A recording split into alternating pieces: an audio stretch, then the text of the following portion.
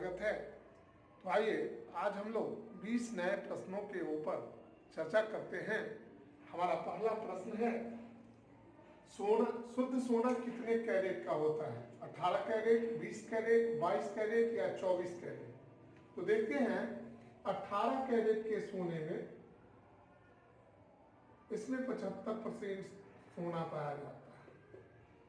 22 carat में 91.6% सोना पाया जाता है और 24 कैरेट के सोने में 99.9% सोना पाया जाता है।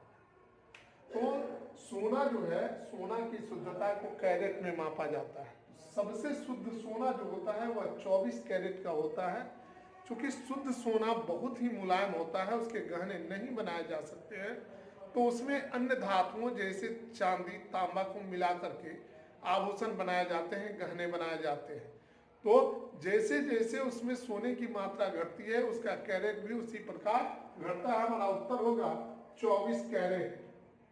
24 कैरेट।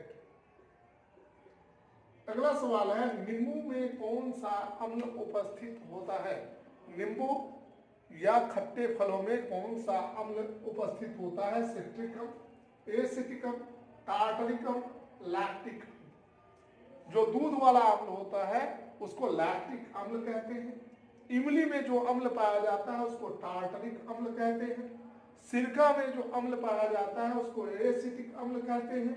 और नींबू और खट्टे फलों में पाए जाने वाले अम्ल को सिट्रिक अम्ल कहा जाता है। तो हमारा उत्तर होगा सिट्रिक अम्ल। अगला सवाल है, सिट्रिक एसिड या हिंदी में अम्ल, अंग्रेजी में एसिड। एसिड वैसे पदार्थ होते हैं जो स्वाद में खट्टे होते हैं और जिनका पीएच मान 7 से कम होता है। अगला देखते हैं, भारत ने अपने चंद्र मिशन का क्या नाम दिया है? भारत ने अपने चंद्र मिशन का क्या नाम दिया है? जैसे कि आपको पता है, तो 2008 में 22 अक्टूबर को भारत ने अपने चंद्र मिशन को प्रारंभ किया था। उस दिन अपने चंद्रयान को जो है अंतरिक्ष में भेजा था और वह जो है 8 तारीख को यानी 8 नवंबर को चंद्रमा की कक्षा में पहुंचा था। फिर 2019 में भारत ने चंद्रमा पर अपने अंतरिक्ष यान भेजे, जो थोड़ा सा असफल हो गया। चंद्रमा के दक्षिणी ध्रुव पर उसका जो रोबो था वह नहीं उतर पाया। तो ये है चंद्रायन, चंद्रयान, चंद्रयान 1 और चंद्र मिशन। तो हमारा उत्तर होगा चंद्रयान 1। चंद्रयान 2 को भेजा गया था 2019 में और चंद्रयान 3 को जो है 3 मार्च या 4 मार्च को अंतरिक्ष में भेजा जाएगा चंद्रमा पर 2021 में। चंद्रयान 3 उसका नाम है। तो हमारा उत्तर होगा चंद्रयान 1। जो पहला मिशन था उसका नाम था चंद्रयान 1। दूसरा मिशन जो थोड़ा सा असफल हुआ उसका नाम था चंद्रयान 2। और तीसरा मिशन जो 2021 में 3 मार्च या 4 मार्च को भेजा जाएगा उसका नाम है चंद्रयान 3। भारत में प्रथम रेलगाड़ी कब चली? 23 जून 1757 को, 16 अप्रैल 1853 को, 10 मई 1857 को या 13 जून 1905 को? तो हमारा उत्तर होगा 16 अप्रैल 1853 को। 16 अप्रैल 1853 को मुंबई से थाने तक एक रेलगाड़ी चली थी। मुंबई से थाने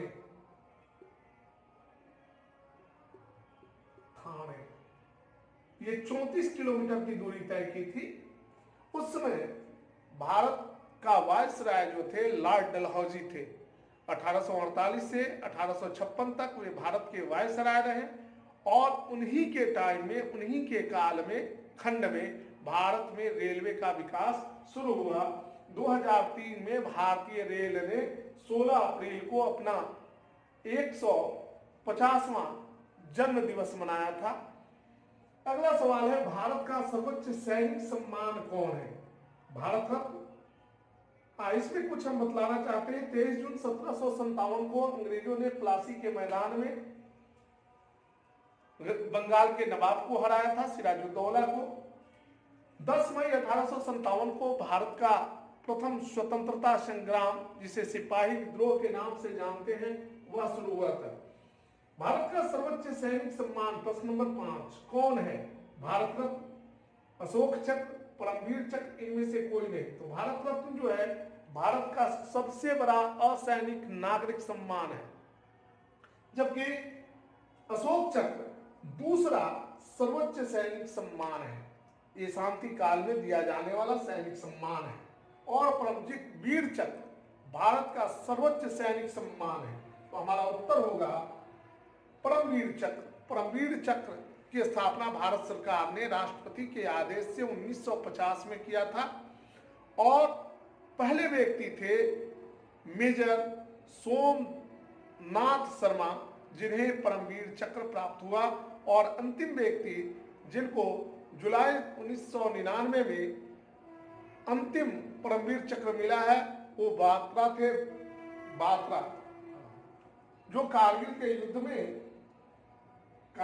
युद्ध में कैप्टन विक्रम बात्रा 6 जुलाई 1999 को उन्हें दिया गया। अब तक 22 लोगों को परमवीर चक्र जो है दिया जा चुका है। 21 लोगों को परमवीर चक्र दिया जा चुका है। अब हम लोग प्रश्न नंबर 6 को देखते हैं।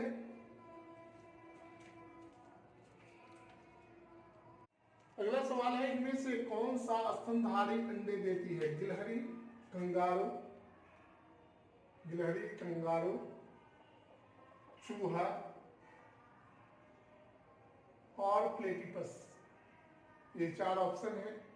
हमारा उत्तर होगा डकबील प्लेटिपस। डकबील प्लेटिपस ऑस्ट्रेलिया में पाया जाने वाला एक स्तनधारी है जिसका जीवन काल 17 वर्षों का होता है। इसका वजन 1 से 2 किलो 400 ग्राम तक होता है। यह एक ऐसा स्तनधारी है जो बच्चे को जन्म नहीं देता है, अंडे देती है और अपने बच्चे को दूध पिलाती है। तो हमारा उत्तर होगा डकबील प्लेटिपस। कहाँ पाया जाता है? ऑस्ट्रेलिया में, तस्मानिया में। और इसका जीवन अवधि जो होता है, लाइफ स्पान 17 वर्षों का होता है और वजन जो होता है 1 से 2 किलो 400 ग्राम तक होता है। सिजगी क्या है? सूर्य, पृथ्वी एवं चंद्रमा का एक ही सीधी रेखा में स्थिति, सूर्य एवं चंद्रमा की समकोणिक स्थिति, सूर्य तथा चंद्रमा के बीच में पृथ्वी की स्थिति, और इनमें से कोई नहीं। जब 3 कैलेस्टियल बॉडीज, खगोलीय पिंड, एक सीधी रेखा में आ जाते हैं तो इस स्थिति को सिजगी कहते हैं। क्या कहते हैं? सिजगी कहते हैं। यानी सूर्य भी एक खगोलीय पिंड है, चंद्रमा भी एक खगोलीय पिंड है और पृथ्वी भी एक खगोलीय पिंड है। जब तीनों एक ही सीधी रेखा में स्थिति हो तो इस स्थिति को सिजगी कहते हैं। तो हमारा उत्तर होगा सूर्य, पृथ्वी एवं चंद्रमा का एक ही सीधी रेखा में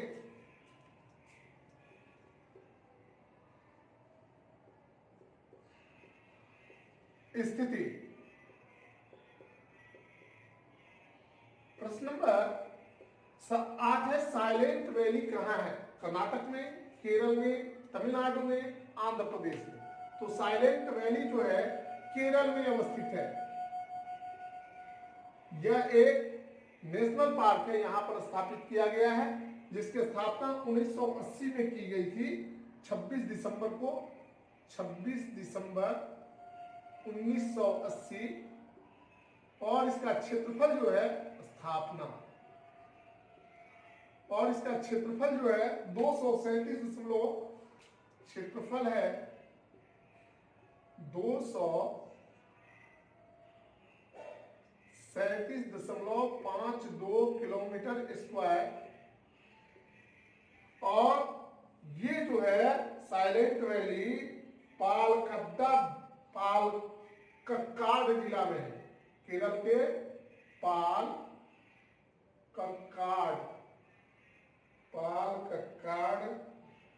क्या है? कक्काड जिला केरल में अवस्थित है। अगला सवाल है पाल कक्काड। अगला सवाल है संविधान सभा की प्रथम बैठक कब हुई? 8 अगस्त 1945 को, 15 दिसंबर 1945 को, 9 जुलाई 1946 को और 9 दिसंबर 1946 को। जैसा कि आपको ज्ञात हो, अगर नहीं ज्ञात है तो आप समझ लें।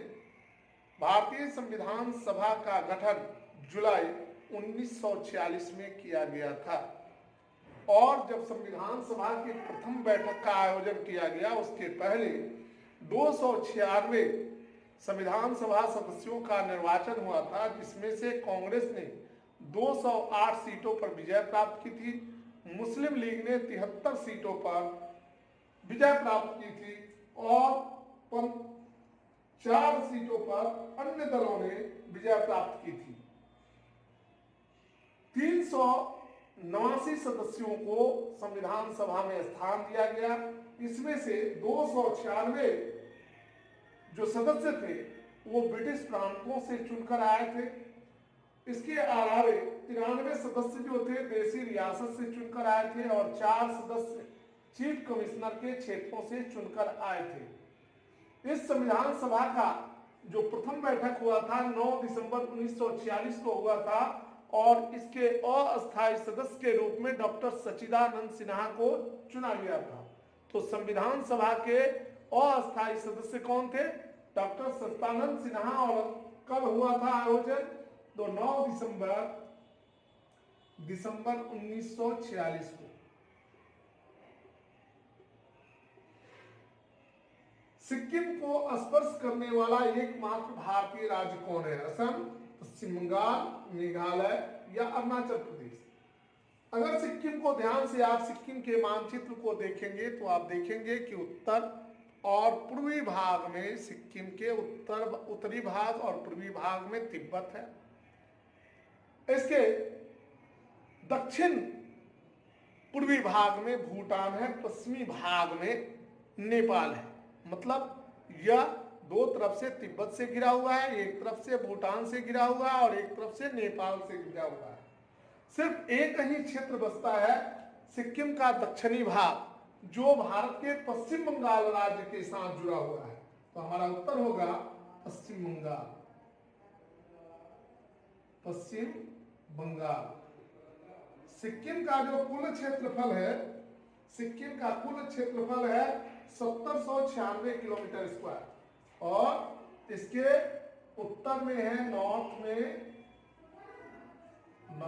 एंड ईस्ट तिब्बत है, तिब्बत। इसके वेस्ट वाले पार्ट में है, वेस्ट में नेपाल, साउथ ईस्ट यानी दक्षिण पूर्व में साउथ ईस्ट में है भूटान और इसके दक्षिण में है पश्चिम बंगाल, दक्षिण में पश्चिम बंगाल।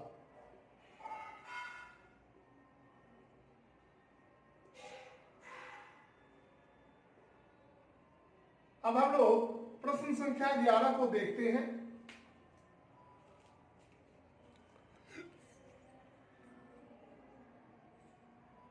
प्रश्न नंबर 11, यूरिया क्या है?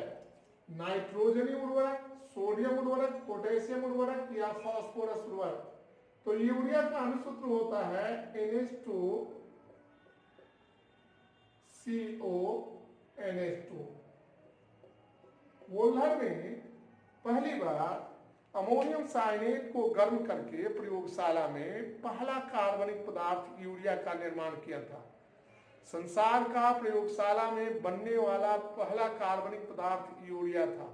यूरिया में नाइट्रोजन उपस्थित होता है, इसलिए जितने यूरिया में आप देखिएगा यूरिया के बोरियों पर लिखा रहता है 46% नाइट्रोजन, यानी यह एक नाइट्रोजनी उर्वरक है। तो हमारा उत्तर होगा, ये अनुसूत्र है यूरिया का, उत्तर होगा नाइट्रोजनी उर्वरक, नाइट्रोजनी उर्वरक ये दुनिया का पहला कार्बनिक पदार्थ है। इसके पहले ऐसा माना जाता था कि जितने भी कार्बनिक यौगिक हैं वे या तो पौधों, पेड़ पौधों से या जंतुओं से ही प्राप्त होते हैं, और इसके संबंध में बर्जीलियस के द्वारा एक सिद्धांत प्रतिपादित किया गया था, जैव सिद्धांत। लेकिन बाद में यह सिद्धांत गलत साबित हो गया। दूसरा सवाल है, क्षय रोग से मानव शरीर का कौन सा अंग प्रभावित होता है? क्षय रोग को अंग्रेजी में ट्यूबरकुलोसिस कहते हैं, टीबी भी कहा जाता है। वृक्क, अमाशय, यकृत या फेफड़ा? तो हमारा उत्तर होगा फेफड़ा।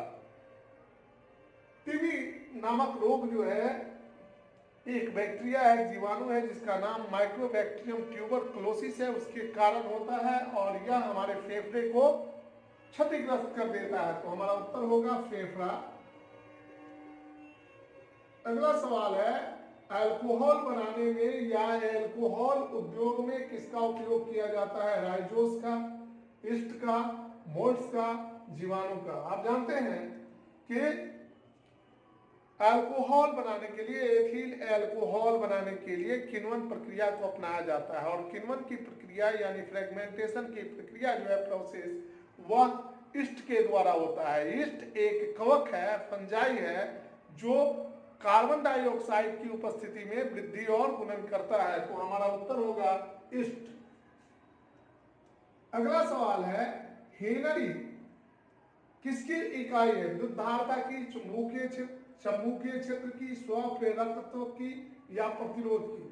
तो आपको बता दूं, अमेरिकी वैज्ञानिक हेनरी, जोसेफ हेनरी ने विद्युत चुंबकीय प्रेरकत्व की खोज की थी। ठीक इसी समय जो है ब्रिटिश वैज्ञानिक माइकल फैराडे ने भी इसी प्रकार के खोज किए थे। तो चूंकि हेनरी महोदय ने सबसे पहले चुंबकीय प्रेरकत्व के बारे में हमें बताया था, इसलिए स्वप्रेरकत्व जो है इसकी इकाई जो है हेनरी को बनाया गया। हेनरी किसकी इकाई है? स्व प्रेरकत्व की। अगला सवाल है, चंबल नदी भारत के किस राज्य से होकर नहीं बहती है? मध्य प्रदेश से, राजस्थान से, उत्तर प्रदेश से और बिहार से?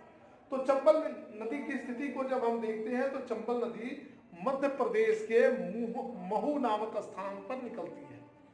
वहां से निकलकर यह राजस्थान में प्रविष्ट होती है और राजस्थान से फिर यह उत्तर प्रदेश में प्रविष्ट होती है।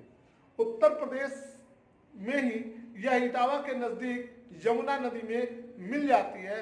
तो इस प्रकार हमारा ऑप्शन जो है बिहार, यह गलत है। यहाँ पर कभी भी चंबल नदी बिहार में नहीं प्रविष्ट होती है। ये मध्य प्रदेश से बहते हुए राजस्थान और उसके बाद उत्तर प्रदेश के इटावा में यमुना नदी में मिल जाती है। तो हमारा उत्तर होगा बिहार।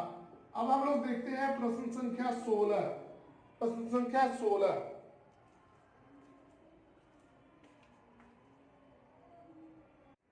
प्रश्न नंबर 16 है, इजराइल की प्रथम महिला प्रधानमंत्री कौन थी? Mary Robinson, Golda Meir, Margaret Thatcher, Angela Merkel? हम देखते हैं ये सभी के सभी जो है अपने अपने देशों के प्रथम महिला प्रधानमंत्री थी। यहाँ मैरी रॉबिन्सन आयरलैंड की पहली महिला प्रधानमंत्री थी, मार्गरेट थैचर ब्रिटेन की पहली महिला प्रधानमंत्री थी, एंजेला मर्केल जर्मनी की पहली महिला प्रधानमंत्री हैं, और गोल्डा मेयर ये इजराइल की पहली महिला प्रधानमंत्री थी जो 1969 में इजराइल की प्रधानमंत्री बनी थी। गोल्डा मेयर उत्तर होगा हमारा, गोल्डा मेयर। अगला सवाल है अगला सवाल है, मैनोमीटर एक यंत्र है, इसका उपयोग किसे मापने में किया जाता है? गैस के दाब को, ध्वनि के वेग को, आर्द्रता को या द्रव के घनत्व को? तो द्रव के घनत्व को मापने के लिए हाइड्रोमीटर का प्रयोग किया जाता है। हाइड्रोमीटर। आर्द्रता, वायु में उपस्थित आर्द्रता को मापने के लिए हाइग्रोमीटर का प्रयोग किया जाता है। हाइग्रोमीटर। ध्वनि के वेग को मापने के लिए ऑडियोमीटर का प्रयोग किया जाता है। ऑडियोमीटर। और गैस के दाब को मापने के लिए मैनोमीटर का प्रयोग किया जाता है। तो हमारा उत्तर होगा गैस का दाब। अगला सवाल है, भारतीय जनसंघ की स्थापना किसने की थी? पंडित दीनदयाल उपाध्याय ने, वीर सावरकर ने, श्यामा प्रसाद मुखर्जी ने, अटल बिहारी वाजपेयी ने। तो हमारा उत्तर होगा 1951 में श्यामा प्रसाद मुखर्जी ने भारतीय जनसंघ की स्थापना की थी। श्यामा प्रसाद मुखर्जी, ये सभी के सभी जो हैं श्यामा प्रसाद मुखर्जी कब किया था? 1951 में। अगला सवाल है, फिल्म पद्मावत जो 2018 में बनी थी, इस फिल्म का पहले नाम पद्मावती था, जिसके कारण बहुत सारा विवाद हुआ। विवाद के बाद डायरेक्टर ने, निर्देशक ने अपने फिल्म का नाम परिवर्तित किया और पद्मावती से इसका नाम पद्मावत रखा गया। के निर्देशक कौन है? संजय लीला भंसाली, के विश्वनाथ, राजकुमार हिरानी, एस राजमौली। तो हमारा उत्तर होगा संजय लीला भंसाली ने पद्मावत फिल्म को डायरेक्ट किया था। और संजय लीला भंसाली जो है ये ऐतिहासिक फिल्मों को बनाने पर जोर देते हैं। तो हमारा उत्तर होगा संजय लीला भंसाली। संजय लीला भंसाली। और कब बनाया था इन्होंने? 2018 में। 2018 की फिल्म है पद्मावत। अगला सवाल है, थॉमस कप का संबंध किस खेल से है? 1949 में स्थापित थॉमस कप का संबंध किस खेल से है? वॉलीबॉल से, हॉकी से, बैडमिंटन से या बास्केटबॉल से? तो आपको ये बताते चलूं कि थॉमस कप पुरुषों के अंतर्राष्ट्रीय बैडमिंटन का कप है। इसमें इसकी स्थापना 1949 में हुई थी। तो थॉमस कप का संबंध है बैडमिंटन से। हमारा उत्तर होगा बैडमिंटन। तो स्टूडेंट, आज हमने आपके समक्ष 20 प्रश्नों को रखा और उसके बारे में जो जानकारी थी हमने आपको दी। अगर आपको यह जानकारी अच्छी लगे तो आप हमारे वीडियो को लाइक करें, शेयर करें, सब्सक्राइब करें। तब तक के लिए धन्यवाद। अगले वीडियो का इंतजार करें, अगला वीडियो जल्द आएगा। तब तक के लिए बाय बाय, धन्यवाद।